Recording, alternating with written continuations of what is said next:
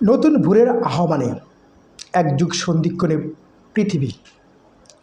প্রিয় শান্তিকামী বিশ্ববাসী, আজ আমরা ইতিহাসের এমন এক মাকে দাঁড়িয়ে আছি যাকে নির্দ্বিধায় বলা যায় একটি যুগ সন্ধিক্ষণ। দীর্ঘদিনের এক পাক্ষিক বিশ্বব্যবস্থার দেয়াল আজ ভাঙতে শুরু করেছে।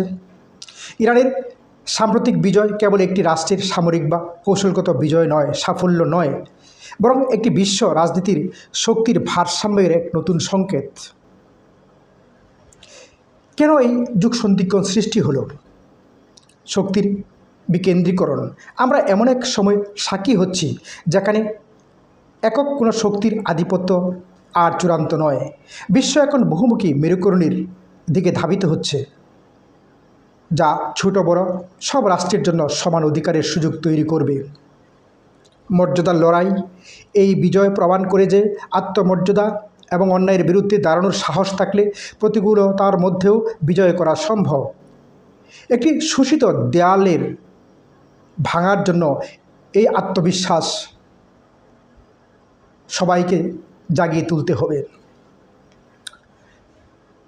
আমাদের কাম্য সবার জন্য একটি বসবাসযোগ্য পৃথিবী। বিজয় মানেই কেবল জয় পরাজয় নয়, বিজয়ের প্রকৃত সার্থকতা নিহিত থাকে শান্তি প্রতিষ্ঠায়। আমরা এমন এক পৃথিবী চাই যেখানে ন্যায় বিচার হবে মূল ভিত্তি। কোনো নির্দিষ্ট দেশের আধিপত্য নয়, বরং আন্তর্জাতিক আইনে এবং মানবাধিকারের মূল্যবোধ দিয়ে পরিচালিত হবে। সহাবস্থান ও শান্তি, যুদ্ধ ও সংঘাত নয়, বরং পারস্পরিক শ্রদ্ধাবোধের মাধ্যমে আমরা একটি সুন্দর পৃথিবী গড়ে তুলব।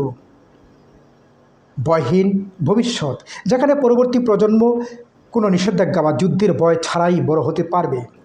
ইতিহাস সাক্ষী দেয়, প্রতিটি বড় পরিবর্তনের পেছনে থাকে আত্মত্যাগ আর অটুট মনোবল।